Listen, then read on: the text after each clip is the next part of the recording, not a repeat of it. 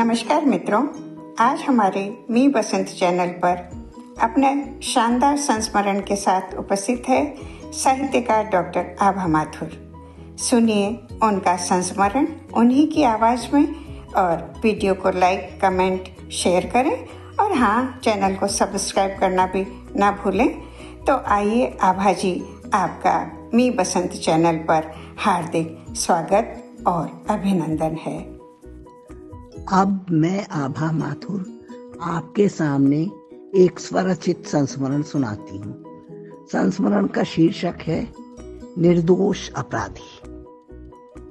उस समय में डाइट अर्थात जिला शिक्षा एवं प्रशिक्षण संस्थान में प्राचार्य थी। एक बार मेरे एक प्रवक्ता ने बताया कि बीटीसी का एक छात्र कट्टा अर्थात देसी पिस्तौल लेकर डाइट में आता है और उसे बालू के ढेर में दबाकर छुपा देता है। उन दिनों संस्थान में कुछ कंस्ट्रक्शन का काम चल रहा था, इसलिए संस्थान के अंदर बालू भी पड़ी हुई थी। प्रवक्ता ने बताया कि लड़का कट्टे को बालू के ढेर में दबा देता है और शाम को उसे छुपा कर ले जाता है, शाम को उसे निकाल कर ले जाता है।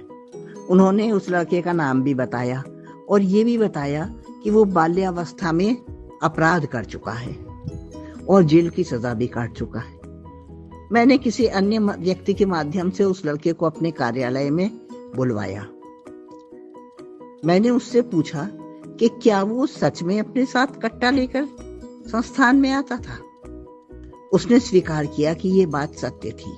कारण उसने ये बताया कि 2-3 दिन पहले उसका बस में कुछ सहपाठियों से विवाद हो गया था। उन लड़कों ने संस्थान में देख लेने की धमकी दी थी।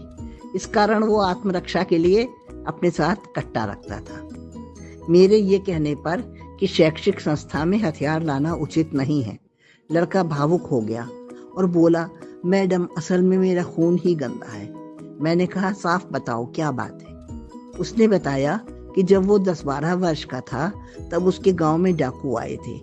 वे डाकू उसका अपहरण करके अपने साथ जंगल में ले गए थे।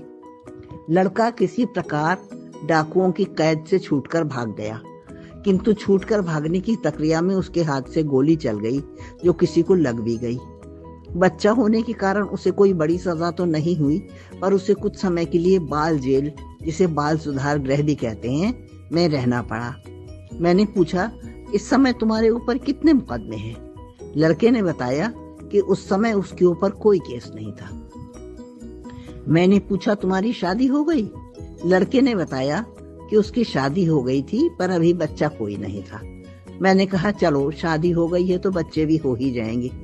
तुम क्या चाहते हो, तुम्हारे बच्चे आगे चलकर शिक्षक के बच्चे कहलाएं या अपराधी के बच्चे कहलाएं? लड़के के मुख पर उदासी छा गई। तब मैंने उसे समझाया, एक बार जब तुम अपराध के दलदल से बाहर आ गए हो तो कोई ऐसा काम न करो कि पुनः उसी दलदल में फंस जाओ। लड़का क्योंकि स्वभाव से अपराधी नहीं था, उसने मुझसे वादा किया कि भविष्य में वो डाइट में कट्टा लेकर नहीं आएगा और लड़ाई झगड़े व अपराध से दूर रहेगा।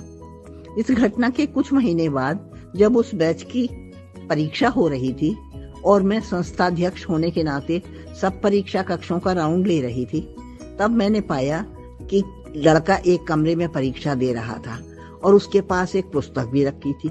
ये देखकर मुझे क्रोध आ गया। मैंने उसके पास जाकर कहा, बोल लड़के, तेरे कितने चांटे मारूं? लड़का उस समय तल्लीन होकर लिख रहा था। उसके पास रखी पुस्तक बंद थी, अर्थात वो नकल नहीं कर रहा था। मेरी वाणी सुनकर वो अचकचा गया। उसने सिर मेरी ओर झुका दिया, जिसका अर्थ था चाहे जितने चांटे मार लीजिए। मैंने उसके सिर पर 3-4 चांटे मारे और उसकी किताब जब्त कर ली। मुझे लगता है मैंने उस लड़के को पुनः अपराध की दुनिया में जाने से बचा लिए।